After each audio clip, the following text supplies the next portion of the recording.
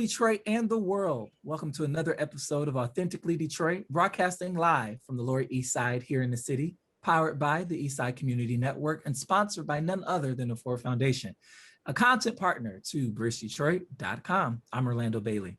And I'm Donna Gibbons-Davidson. Thank you for listening in and supporting our efforts to build a platform of authentic voices for real people on the East Side of Detroit. We want you to like, rate, and subscribe to our podcast on all platforms. We drop a new episode almost every week, so turn on those notifications. Continuing our candidate series here on the show, where we interview folks who are running for City Council in District 4. Daivon Reeder is a lifelong Detroiter and East Sider. He is a nonprofit professional, Army veteran, and a graduate of Frederick Douglass High School and then Eastern Michigan University. Daivon, welcome to Authentically Detroit. Thank you for having me. I'm so excited to be here. Literally, this was one of the interviews I've been looking forward to having and being a part of. So thank you for having me. We're happy to have you. Hopefully you still say that after the interview is over. Let's check in. How is everybody doing? How does this blessed and rainy day find each of you? It's a long one, and but I'll tell you what, ECN is starting to trickle back into a physical workplace, and I have coworkers and colleagues, and I see people who I work with, every day, and I actually don't always work from home, so it's kind of enjoyable for me. I'm really enjoying feeling like my world is opening back up. How about you? I'm doing well. There's so much going on, especially just being in the business of news. There's always something to talk about. There's always a story to tell. There's always something to follow up on.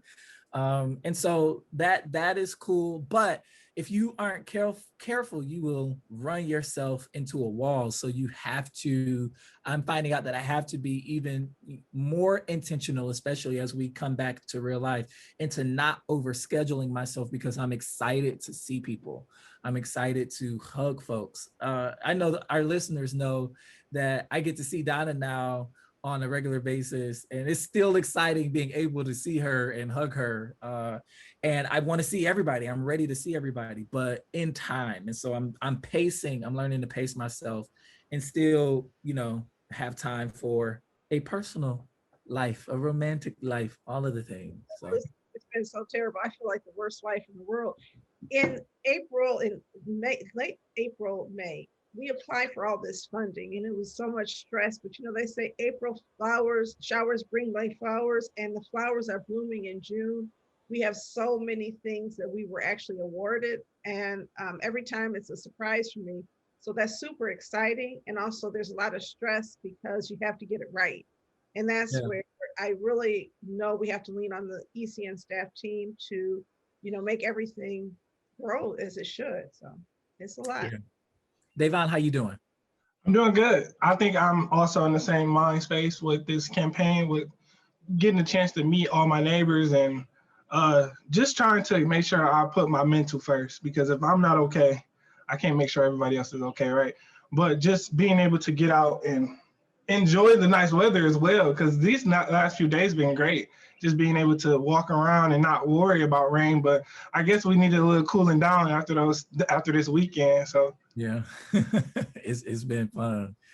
All right, guys, it's time for Fresh Off the Press, news that we are thinking about. If you have pieces that you want discussed on Authentically Detroit, you can hit us up on our socials at Authentically Detroit on Facebook, Instagram, and Twitter, or you can email us at authenticallydetroit@gmail.com. Donna, Fresh Off the Press. I'm so sorry. Why the revision of Detroit's... I'm sorry, I just clicked off. Why the revision of Detroit City Charter is so contentious. And that is Louis Aguilar reporting for Bridge Detroit. So the charter has a proposed charter revision, went to the governor. The governor first went to the attorney general, who identified a number of legal flaws as she saw it. It went to the city, and the mayor said it was going to cost way too much and it was going to bankrupt the city again. The governor, on the mayor's logic and on the attorney general's logic to some extent, said, I can't approve this. And so she sent it back with comments. The Charter Revision Commission responded with some revisions that she did not review. Meanwhile, there was this big question of whether it could go on the city charter. On the First, ballot. I'm sorry, on the ballot. Thank you. On the ballot. First, Janice Winfrey said it could not go on the ballot. Then she said it could. The Attorney General Dana Nessel said all along that it could go on the ballot. So then the Wayne County Election Commission voted, and when they voted, they agreed 2-1 to let it go on the ballot. And despite the fact that Mary Sheffield is a strong supporter of the city charter, her father, Horace Sheffield, was one of the people who filed a lawsuit to take it off the ballot again. Can And we talk about that? Can we just pause right there for a second and spend some time there? What in the world is that about? The Reverend Horace Sheffield filing suit. How does that happen? How does something like that happen? And is he on record anywhere saying why? Has anybody asked him? Has anybody talked to him? His point is, and I think that there's a lot of people. I think one of the things he was on record saying is that Mayor Duggan won't be mayor forever, and when there's a mayor that he likes, he wants that mayor to have lots of power. That's my interpretation of what he was saying, and I have no doubt, because I've heard it directly from him, that he's hoping that his daughter become mayor.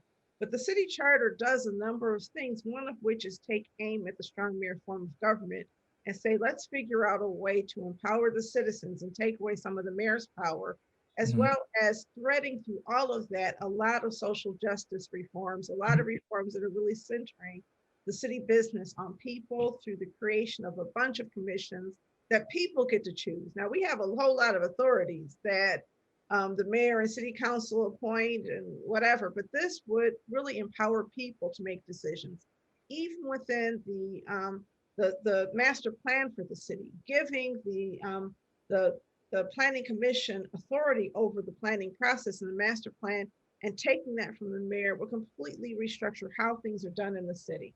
So the Citizens Research Council, which Orlando is a board member of, and disclaimer.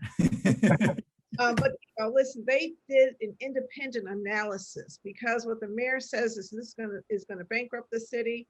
The Charter Revision Commission said no, it won't. They looked at it and they acknowledged that, first of all, there was that major break from the past, and they said that this charter creates 120 newly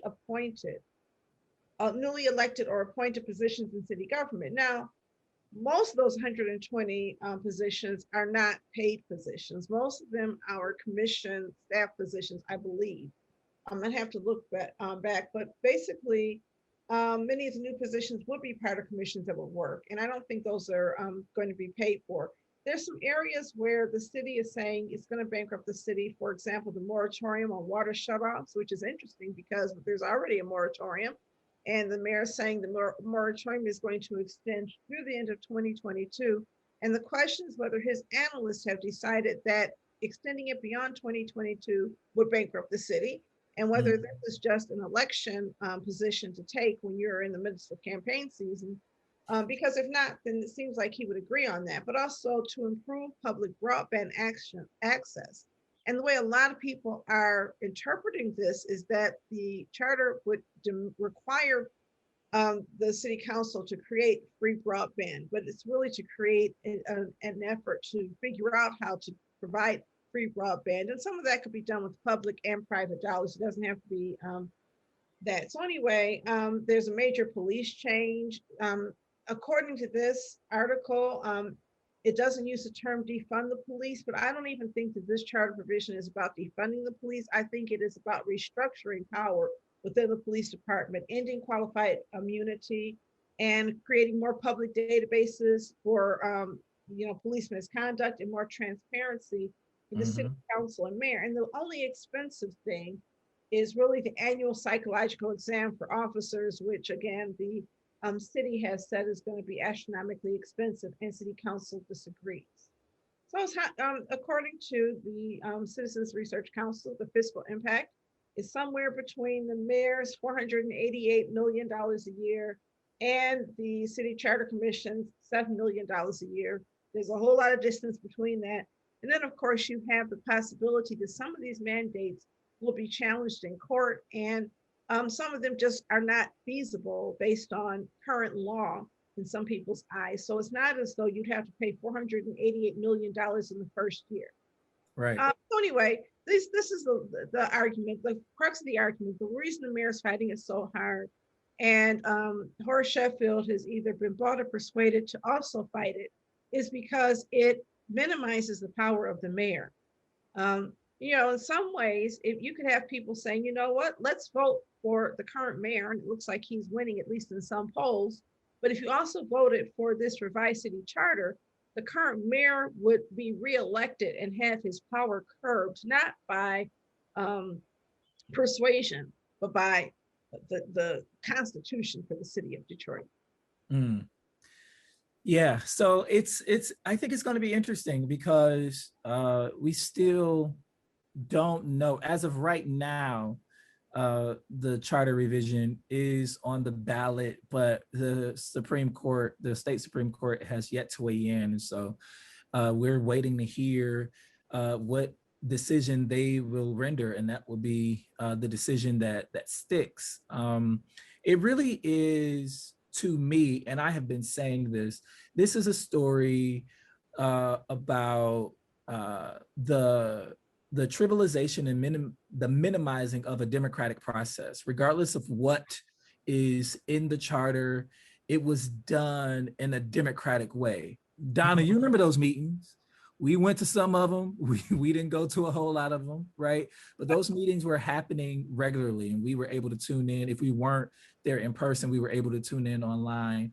And the fact that there are players within the city, within this structure, that wants to suppress the vote of Black folks to be able to vote on their city charter is asinine and insulting to me. It really is. I am waiting for the voter suppression story of this, because whether it is a white person that's trying to do this, or if the offense is by somebody who looks like me, white supremacy knows no colors, especially when we have internalized it to the degree where we feel like it is okay to file suit to take away, once again, the democratic power of Detroiters, most of whom are Black. Why is that okay? And this is not the first time, but I have this to say also, and this is something that I challenge our leaders, our future leaders on. We spend so much time tearing each other to pieces, name calling, spreading rumors, attacking legitimacy of each other, that we forget to get to the business of the people. This process would have been a better process if we had not spent so much time playing the dozens on city, business. On the charter. Well, I mean, the city charter, but I'm saying, or the public dime. Nobody has time for that. You don't have to like a person, but you have to stay focused on the issues. And I see this coming up in other conversations where we want to call people out, call them names. And it is as if the biggest problem with racism is each other. And the biggest problem with racism is bad personalities and not structural and institutional issues. We would have been so much further ahead had we started negotiating on these things, a year ago. And then been working towards more public, discussion, more public disclosure. People just got turned off and walked away, and some people never came back. And you can blame them. That's what people do. Well, that's on them. If they cared about this city. But the reality is, when you put people down and you blame people, it doesn't fix the problem. That's right. In a democracy, we have got to make sure that when we accept leadership positions, that we work for the people, and we don't make it about they have to level up to us. We've got to make sure that we're making ourselves accessible and welcoming to them. I love it. That is. Go ahead, Daivon. I'm sorry. I was gonna say, I think that you guys hit right on the point. It's really a challenge of democracy. Is our democracy right now is our democratic process really a democracy? Because this back and forth about putting on the ballot and letting the citizens vote I just think it's unnecessary, and there's so much time and energy consuming that we could be putting that into other categories and other places that we need that energy to be placed in. So I completely agree with you guys on that point for sure. Yeah. And I stand behind the charter revisions. I think they make sense. I think if there are legal issues with it, they'll get resolved in court. We don't have to worry They're about it. resolved, right? If it's illegal, it can't happen. It happens all the time. I mean, we've had charter provisions, neutralized by the courts because the court has said in the past, this is not the first time. Right. So a lot of this is silly. If it looks like bankruptcy, obviously somebody can sue and say, wait a minute, this mandate is too expensive. But the heart and soul of the charter, the intent of the charter should not get lost in the sauce. And I do want to say hats off to Nancy Caff for pointing that out, that let's not forget the aims of what the charter is, and let's not let that get lost in all of this debate. Yes. And you know what? I can see the difference in this new Supreme Court. We have a democratically controlled Supreme Court, and that's a different Supreme Court. We don't look at those judgeship elections as being that important, but imagine if we had a different Supreme Court, a Republican Supreme Court that was always trying to divest power from us and always agreed to that, sitting there in control over this issue. So I'm not sure how they're going to rule. I appreciate the fact that they twice reversed the appeals court and the lower courts. Fresh off the press, moratorium on evictions could expire June 30th. Here's how to get help. This is Nusrat Rahman reporting for Bridge Detroit in partnership with the Detroit Free Press. So the Centers for Disease Control has placed in a moratorium on evictions, right? Especially in the wake of COVID and people being unable to pay their rent. Right now, as it stands, the order is expected to last through June 30th. What we want to do is encourage all of our listeners to, number one, go to the CDC website and get a signed declaration from there to your landlord so that if they try to evict you before June 30th, that lets them know that it is illegal. So you can go to cdc.gov/coronavirus to get such documentation. The other piece is if you're not going to have the money to pay rent after, assuming that the moratorium is lifted, and there are people who are fighting to extend it, but let's assume that it's not extended, there is some help that you can access. The SARA program, the COVID Emergency Rental Assistance Program, can help renters with past due rent and utilities for up to 12 months, everybody.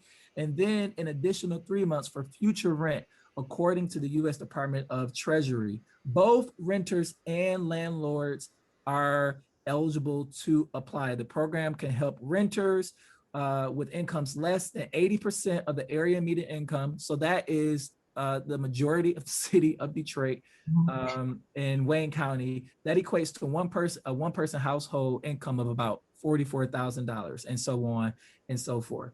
And so you would just have to, as you've done before, present documentation and evidence of COVID hardship, and you can apply. Please, everybody, because there is no word yet if this moratorium will be extended.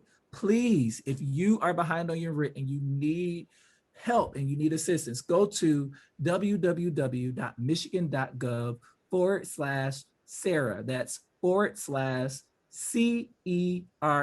to find the application portal. Tenants and landlords can also apply through a local servants agency if they can apply online.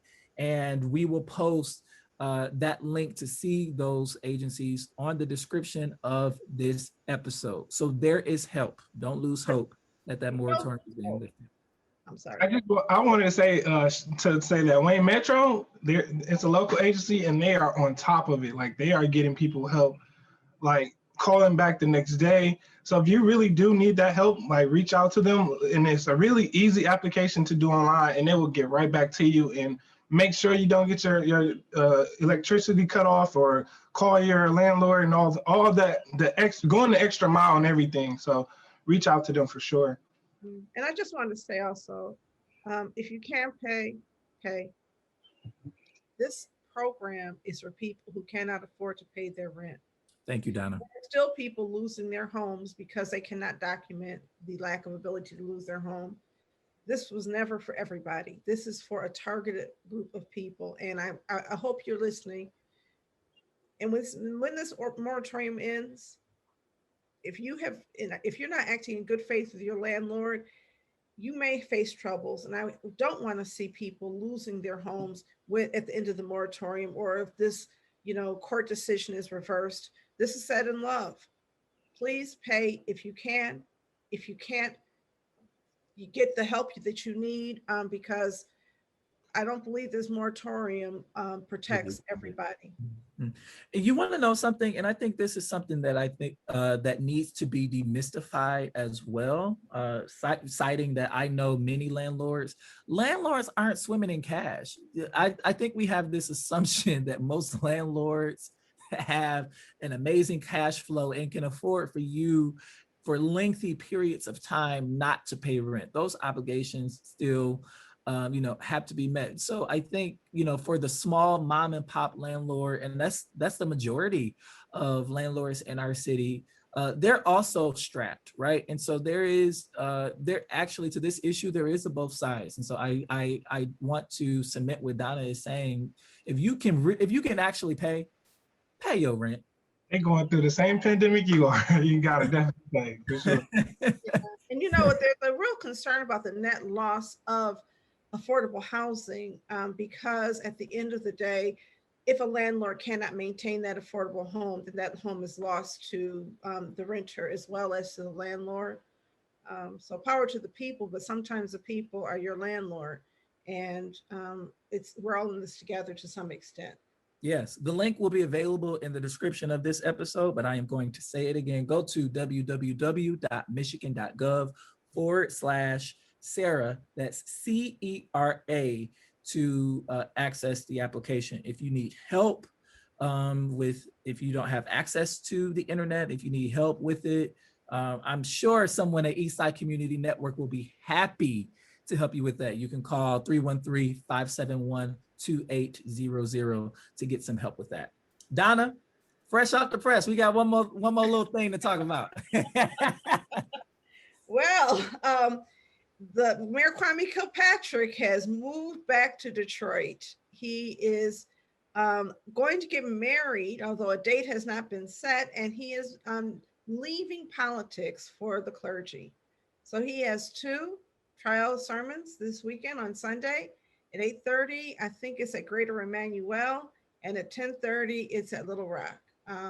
He spoke quite eloquently with Deadline Detroit, and he also was quoted by somebody, I guess, who he spoke to at Deadline Detroit on ML Elrick's podcast, The Soul of Detroit, and his wife wrote about this in the Free Press. So that's kind of interesting that considering their previous relationships, that's how that went. But listen, it's a story of redemption, and Detroiters love a good story of redemption. And many, many, many Detroiters love Kwame Kilpatrick, even those who agree he did some things wrong. So I imagine that he will be quite successful. Reverend Kilpatrick, the Reverend Doctor.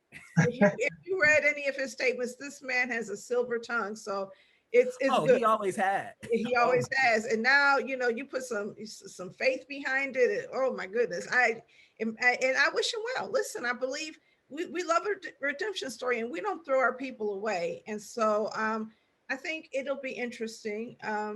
Other people have rolled out the welcome mat. Actually, Mayor Duggan rolled out the welcome mat when he was questioned and said, I believe he's sincere. And then he said something that was quite intriguing. He says, I believe he'll announce some other things in the future. So it'll be interesting to see what other announcements are coming our way. I want to be a saint on the pew listening to Reverend Kwame Kilpatrick exegete a text. Okay, It's online. It's going to be a pre-recorded message at 8:30. I think he might actually be physically at Little Rock, because they only talk about pre-recorded at 8:30. We'll have to see. But yes, you'll be able to download it. I'm sure it'll be a YouTube sensation if it's. I'm excited to see what he has to say. He always amazes me when he speaks. I'm excited about that. And it's a good thing to see that, young folks. Yeah, it's a good thing to see that he's actually trying to put that behind him. Yeah. I always say, like, Kwame Kilpatrick was the first politician that that reflected to me where I came from. He, as a young child, I was captivated I wasn't super young, junior high and high school, but as a kid, I was captivated by him. He sounded like one of my homies, right? And but so just so very smart and so very talented. So hopefully his integrity would keep him as a man of the cloth. All right. The soon to be Reverend Kilpatrick. That wraps up our Fresh Off the Press segment. If you have pieces that you want discussed on Authentically Detroit, you can hit us up on our socials at Authentically Detroit on Facebook, Instagram, and Twitter, or you can email us at authenticallydetroit@gmail.com. Daivon, you're here and you're running an ambitious campaign for the District 4 seat on City Council, and we're excited to talk to you. Donna and I are probably going to seesaw some of the questions here, but we want to hear from you first off. Why are you running for City Council? You know, I'm running for it. There's a lot of reasons, but as a son of Detroit and as somebody who's been poured into from like literally our school system to our community organizations and to just my neighbors, I felt like I came home after serving the military and I was seeing so much change happening. It wasn't happening for Detroiters. And I just was so appalled by like how people were going about it. It was literally like in our face. It was like, we're not gonna hide it or anything. We are literally redeveloping Detroit for outsiders to come in and take over our city. And I decided that it was time for me to make a return on the investment that my community like poured into me and made into me. So I'm like, okay, I'm gonna do this, and I'm going to run for my district, my neighborhood. And, you know, I spent some time as a school teacher. Often I would tell my students, like, when you leave, you have to come back. Like, you have to come back and help change your city. And it was like, one of my students like, for what? It's nothing here. And I'm like, we got to change that. We got to have a home that our youth and our kids will be willing to be like, I'm a Detroiter. I'm proud to be a Detroiter. So that's like kind of my motivation and my goal. Even like in everything I do is always like, how can I make our city better for our youth? How can I do something that represents Detroiters? You know, I feel the same way. When I came back to Detroit, of course, that was many years ago, but Detroit has been in trouble in many ways for some time. I felt the same way. So when I got back, I started working for somebody, and I worked in the community, rolled up my sleeves, got my hands a little dirty, and got to know some people and worked under the tutelage of people who had sort of done this before. So, you know, we can't all come back, even if young people come back, we can't all come back to city council. So my question for you, and it's a serious question, and this is a question people my age and in general have of millennials and generation Xers or Zers. Z, yeah, let me get my alphabet right. We generally have, it's like, when you come back, and you know, honestly, it's really hard to find in organizations like ECN, it's really hard to find Black men to work inside of our organizations. When you come back, why not consider working for somebody before you run for city council and getting your hands a little dirty? So I came back. When I came back, I was a school teacher at first. I started doing, I did nonprofit work while I was in undergrad, and I did mentoring and kind of like community work when I was in undergrad for Detroit. Like, so my nonprofit, we were based out of Eastern Michigan. We would travel on the weekends and during the school days, like on Friday mornings, and mentor here in Detroit. So we mentored at 4 different high schools, and then we got those high schoolers to start mentoring middle school. So I started doing grassroots stuff. I came back and I worked for 2 nonprofits. I worked for the UNI and I worked for the Union over on the west side. And it's just, I know that in order to make effective change, you have to have organization, and you have to do that with policy. And the way that I wanted to make change and the way that change looked for me was through policy. I worked a little bit in the 13th district in the Michigan Democratic Party, but it just, the representation from this district and from the far east side was just not adequate enough for me. It wasn't any intentional advocacy. It wasn't like somebody was coming and knock on my door and say, what are your problems? It was only, hey, it's election time. Can I get your support? And I'm like, we need more than that. We need a real Detroiter who's been here, who's been through our problems, who faced the problems, who understand it. And like, like Orlando said, somebody who sounds like me, who looks like me, and understand that I know and I can trust that they're going to take care of the problem. They're going to have my best interest at heart. So that's kind of why I guess, took this big leap and saying like, it is time. And I've been groomed by my neighbors to do this. I've been groomed by my community to do this.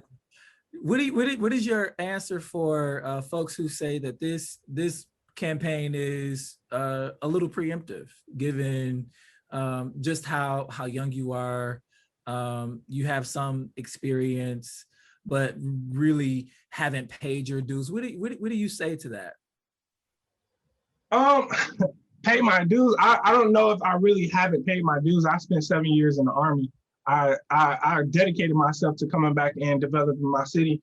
I currently work literally nonstop. Like my life has been service. So I guess I haven't took the traditional route to politics. And I often question, like, we looking at our traditional politicians and how they're not leading our city. Do you really want another traditional politician?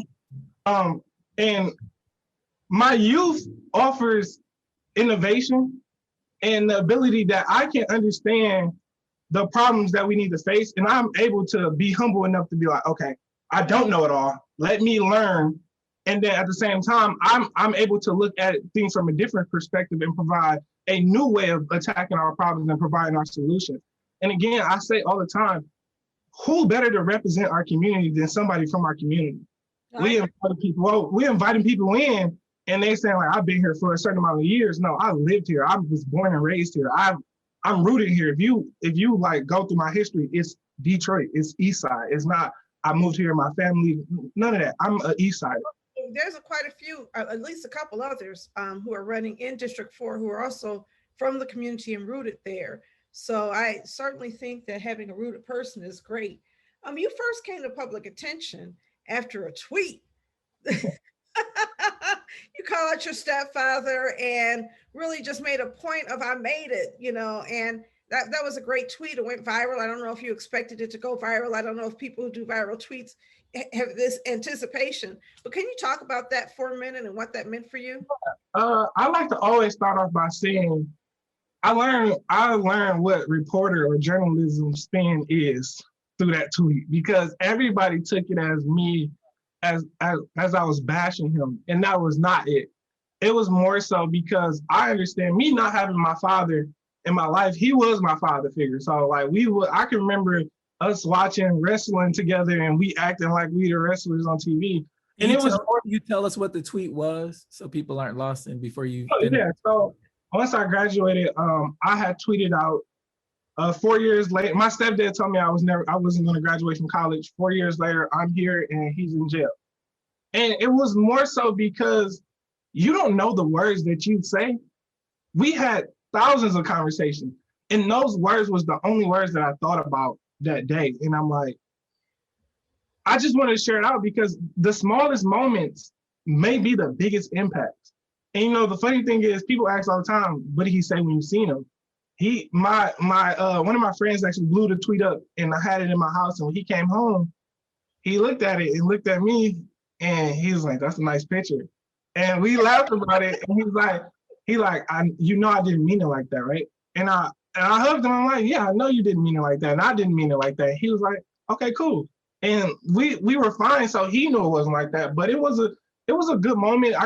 It really opened me up to so many opportunities. I got a chance to go on like what I call a little tour, and I was talking to different high schoolers, and I met so many different youth and so many kids that's like, dude, you don't understand. Like my family told me the same thing. My people told me the same thing. And I'm like, well, you know what you got to do next? Like just simple as that. And it's just like, it was so eye-opening. It was a great experience for sure. I didn't expect to go viral, but I'm happy I did go viral because I was able to just meet so many youth and connect to so many people from that one tweet. On your website, you've highlighted 4 key areas you want to focus on. They are equitable housing, workforce and economy, public safety, and environmental and climate justice. Mm-hmm. First off, how did you land on these 4 tenets? And tell us what you want to do in those areas. My neighbors told me, simple as that. This didn't come about when I wanted to start running for office. I had these things in my mind forever. Like when I would come home and I would like take one of my mentees home and I would talk to his mom and she'll get to complaining like, hey, this lot has had these tires and this trash over here for so long and the city won't do anything. Or nobody won't come and cut this grass. We will come out and cut that grass or we'll go clean up that lot. So these are not just points that I came up with by myself. These are points that after talking to my neighbors and working with my team, we developed these points and like, these are 4 things that we can tackle right now that are doable, that they're achievable, like they're realistic goals. And so with workforce and economy, I have a plan to invest more in our small-owned businesses and our minority-owned businesses, because I feel like our homegrown businesses, they reinvest the dollar back in the community, and that's what we need right now. Like we looking for outside companies and big factories and things to come in our city and help us recover from losses, when really all we just need to do is look from within. We have businesses that are flourishing and they are not leaving, they're staying here and reinvesting their money in the community. When it comes to housing, like Detroiters should have the opportunity to own homes. That's just point blank, period. And I just think the process in which, and I mainly want to talk about the Detroit Land Bank. The process is so, one, is confusing and is not accessible to the average Detroiter. And then the rehab process is just ridiculous. 6 months to repair some of these homes, it's not achievable. So let's go back. You go ahead, Donna. You said you want Detroiters to be able to have access to be able to own a home. What kind of mechanism would you support or put in place to make sure that whomever in the city of Detroit wants to own a home can own a home? I think we need to make I like the structure of the Detroit Land Bank. I think it needs to be revamped. I know that we need to make sure that it's more accessible for Detroiters. I also think that some of these homes can be given away. Like we don't need to be holding on to these homes. Let Detroit, if a Detroiter can promise to renovate and upkeep that home and make sure the neighborhoods are looking clean and nice, like let's give that home away. Let's do some type of land contract, something where they pay it off in years. Educating, I think education is a big thing because a lot of Detroiters don't know how to be a homeowner or the process to be a homeowner. So introducing initiatives where we educate Detroiters on this is the route you need to take to be a homeowner, and this is what it looks like to be a successful homeowner, because we don't want to give these homes away and then in a few more years they lose it because they don't know how to maintenance, what the maintenance of being a homeowner looks like. So, when you talk about equitable housing, economy, public safety and environment, and then you say you have a policy focus, you are speaking my language. I mean, that gets me excited. That's what I talk about all of the time. And not that many people running for council, I think, have centered the environment and climate as goals. And I think that does largely stem from the fact that you are a younger candidate. Younger people are a whole lot more serious about the climate than people who, will not live to see probably the impact of all of the destruction. So I think that that's interesting. But can you be specific about policy plans? And we don't have time for you to go through a laundry list. So just list 2 policy priorities that you would champion at the city council table and how you would move those through city council. One, when it comes to environmental and climate justice, affordable water. So I believe that we should have a income-based rate. We need to have it where it caps off at this amount for a certain income for water. I'm just an advocate for making sure that Detroiters have basic necessities. So I think that's something I will introduce policy that we can make sure that water is affordable. Is affordable water climate justice though? Environment, affordable and clean water? Yeah. I think it is. I think our water right now is not clean and affordable. So I guess I should have put more emphasis on that, but clean and affordable water. And then public safety, I think that we need to address our illegal dumpings, which also can be considered environmental and climate justice. So the illegal dumpings and us not having street lights and a recreation center. I want to, all those, and are included in my public safety plan. Policies. Just name 2 specific policies that you would use, and just briefly summarize how you get city council members to adopt it. So my policy will be to, I guess, put a cap on water. So not, I guess, I know to put a cap on water, right? If we put that limit and we work with our water department, simple as that, legislation to make sure that we're being advocates for the citizens and getting the other city council members involved. I think we need to remember, like you said, we are representing our citizens, and we need to have our best interests at heart, the best interests of our citizens at heart. So I don't think that'll be a hard thing to get people to join on. That's a simple thing that is possible, is achievable. Other states are doing the same thing. And what do you envision? I'm sorry, go ahead. No, go ahead. What do you envision the role of city council is as a body, right? I think right now we have a city council that is, largely and sometimes disappointingly very supportive of the mayor and all of his initiatives, and not really providing that balance of power that the legislative branch is supposed to provide to the executive branch. How do you see the role of city council in a strong mayor city like Detroit? I know that the role of city council, one, is to create policy and legislate. Simple as that. And relationships should not get in the way of your constituents' well-being and what the voice of the people is. So and that's what I'm promising, my actions will reflect the voice of the people, regardless of who I'm okay with, who I'm friends with, and I will provide a check and balance. If the mayor is stepping out of line, we need to say something. We need to be that squeaky wheel and say, hey, you need to stop doing this. Like, we need to address what's the problem.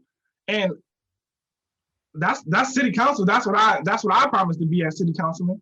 Yeah. I'll be the check and balance, and I'll be the voice of the people, creating legislative and policies for our citizens.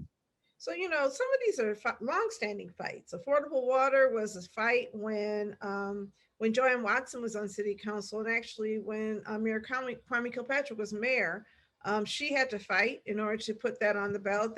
There was an ordinance adopted for affordable water. I think I have that right. And we still don't have water affordability. These are not new issues, some of them, right? Some people have been fighting this big fight. I remember when Mary Ann Mahaffey was at the table. I remember when Irma Henderson was at the table saying affordable housing. So I guess my question is, you want to bring something new, but what are you going to learn from? How do you interact with people who have been at this for a minute?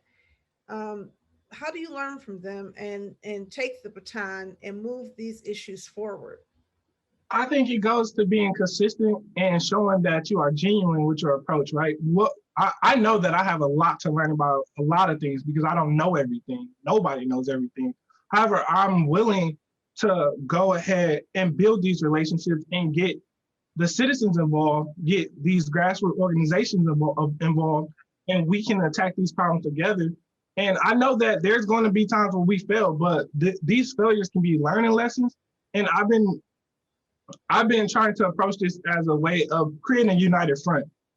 So it's obvious that we spend so much time, we already talked about it, we spend so much time arguing with each other and side remarks and things like that, where we forget that we have a goal to accomplish. So that's not even my personality. I'm about progress. I'm about, we may wrestle and tussle in the background, but at the end of the day, when we on the stage, we know what we're trying to achieve, whether that is affordable housing or environmental justice. We know what the goal is at hand.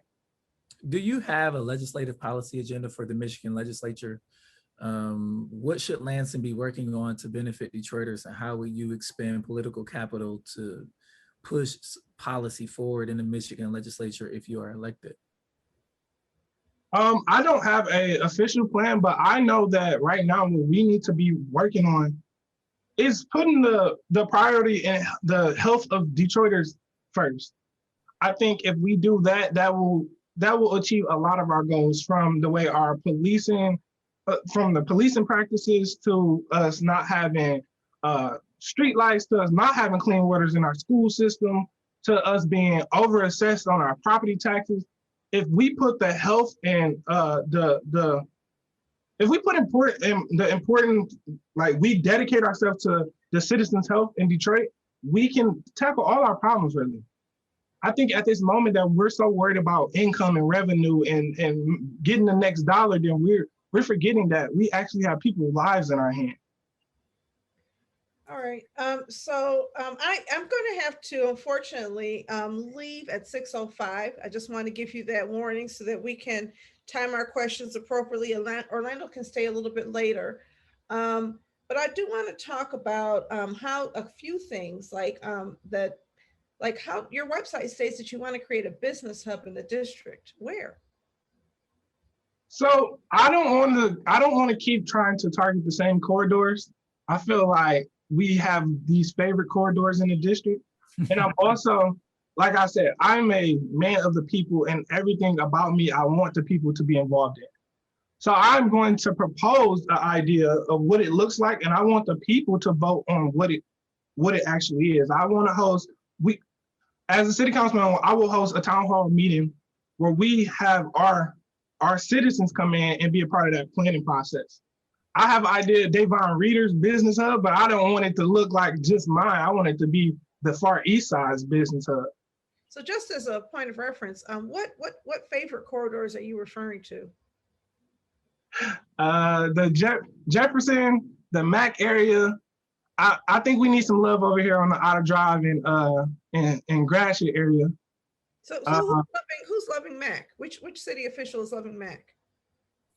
Maybe you can point them to me so I can figure that one out. I know. I was like, Donna and I started some work on Mac Avenue in 2016, and we have not.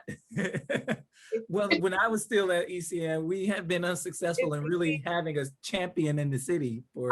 I think when it comes to development, though, we get those common street names, and oftentimes, and I guess this is me. I don't think Mac is in that conversation. I think it do a little bit more listening, because we're trying to get Mac, Mac was looked at as when Warren was being planned, Mac was seen as in the way. They didn't want us planning for Mac because they were planning for Warren. I think Warren is a favorite. Warren's a favorite. Jefferson is a targeted area by the city of Detroit. So is East Warren. So is East Warren, and so is but Mac. Gratiot 7 Mile. Gratiot 7 Mile. There's love there, but we're not getting love everywhere. So I'm just interested. I think that we probably need more than one hub. Every business counts, every business matters. And when we decide these are the businesses on the streets that matter, and the people who live adjacent to these areas are the ones that we care about, that means somebody else doesn't. And to me, it's that targeting of resources and this decision-making that we have to choose.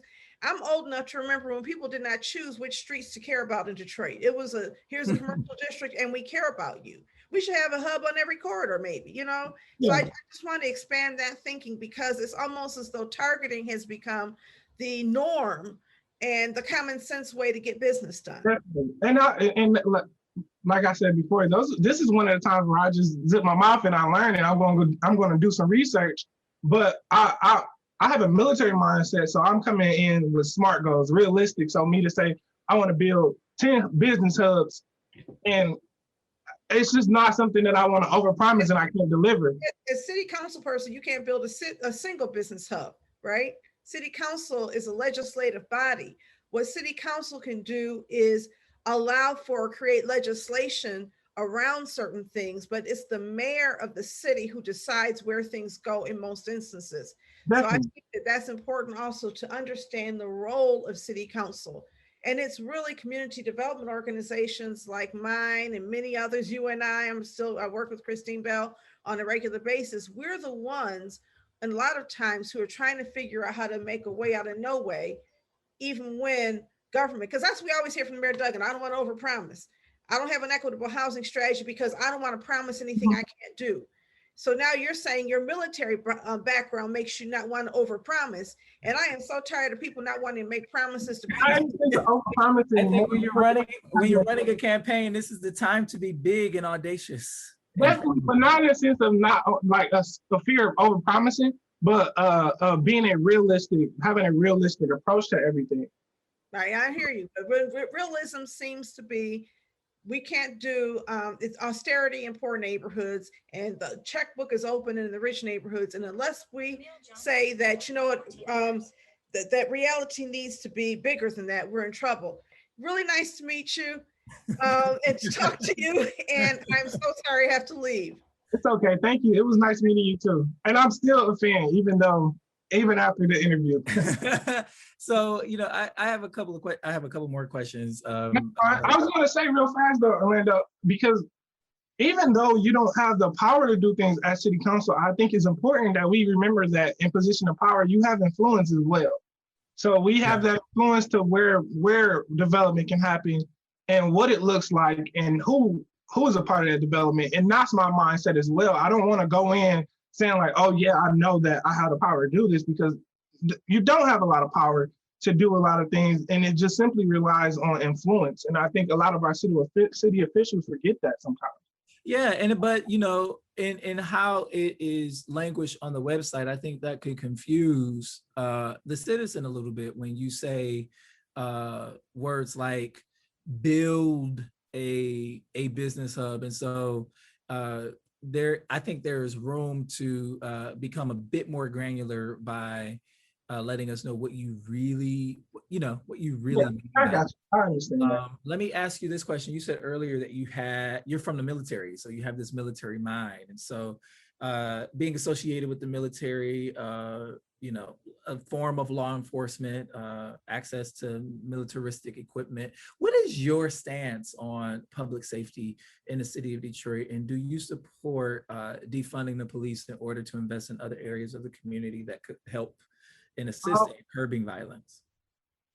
So my stance is I am for defunding the police, not in the literal term of defunding. I think we need to reallocate funds and look at where we are putting our funds in the policing budget. I know that the mayor was proposing that we do $50 million of the American Rescue Plan money to rebuild a police training facility. I'm absolutely against that plan. I think that is a horrible idea. We could put $50 million towards mental health specialists and mental health practicing in our policing. And then I also would like to say, when it comes to public safety, it's not just policing. I think our issue is that we don't have the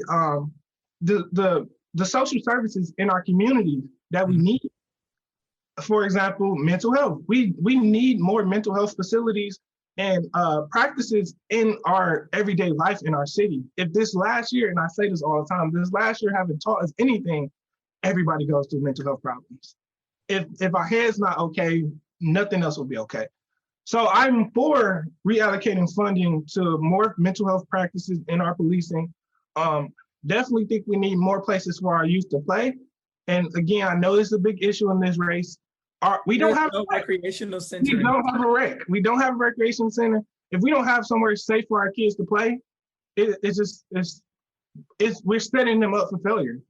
Because we know as kids, being kids ourselves, when you get bored, that's when your mind starts to wander, you do crazy things. And we just need to make sure that we're giving them somewhere safe. And recreation center serves as pillars of our community. I remember all the time when I was young, my mom would go to the rec to find out job openings or get help with filling out for food stamps or things like that. So it's other purposes that our recreational centers can serve. So I'm for a 360 of our public safety. We need to revamp public safety in Detroit. Got it. Do you believe that there should be reparative policy for residents in the city of Detroit who lost their home to over assessments? No, all those houses that we talk about, the Detroit Land Bank is just holding. Yeah. Give them away. Give them to those citizens. They show them if they prove that they can be homeowners and they lost it because something that was out of their control. We need to be accountable for that. I think it's time for the city officials to come and say, hey, we messed up and we're going to fix our mistake. Whether that's a tax credit, whether that's a refund in general, or if that's just giving another house, giving them another property.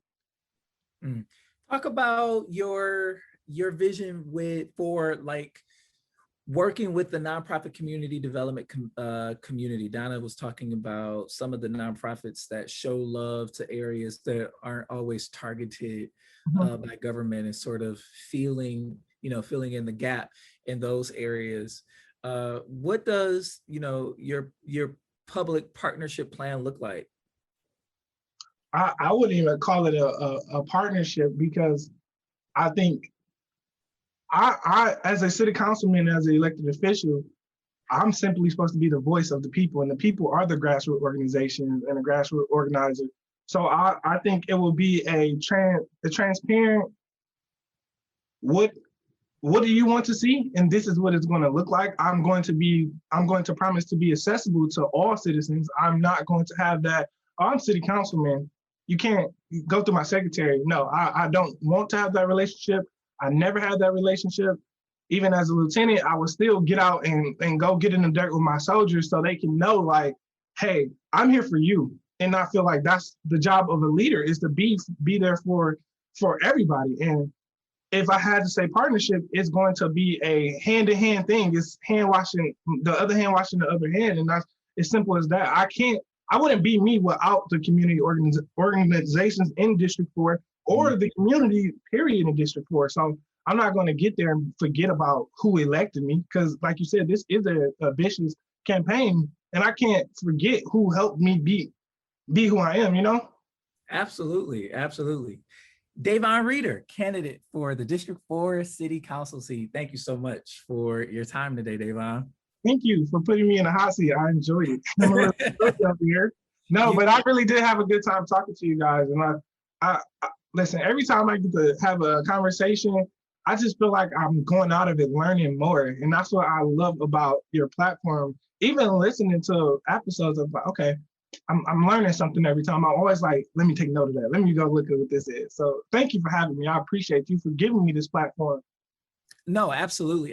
We are committed to making sure that we interview all of the candidates who are running in District 4, is where Eastside Community Network lives, and Eastside Community Network powers this podcast. And so good luck to you and the campaign. So if you have topics that you want discussed on Authentically Detroit, you can hit us up on Facebook, Twitter, and Instagram at Authentically Detroit, or you can email us at authenticallydetroit.com. Got a quick shout out. I want to shout out my colleagues at Bridge Detroit and Detroit Public Television. We got word at the beginning of the podcast that we have received a Professional Journalism Excellence Award for our series on American Black Journal, Do Black Lives Matter in America. I don't know if we announced this on the podcast, but we are also up for Emmy. I am Emmy nominated, so we will find that out. And Eastside Community Network has launched its campaign to help finance the new wellness hub that is named for our late friend and partner, Marlo Stoudemire, the Stoudemire Wellness Hub. You can learn more about that at ecn-detroit.org. And you can learn more about the partnership between Detroit Public Television and Bridge Detroit at bridgedetroit.com. Thank you so much. We want you to check out Daivon's website at daivonreeder.com. That's Daivon Reeder, REEDER.com, to learn more about him and to reach out to him if you choose to do so. We thank you all so much for listening. We want you to catch the wave. We'll see you next time.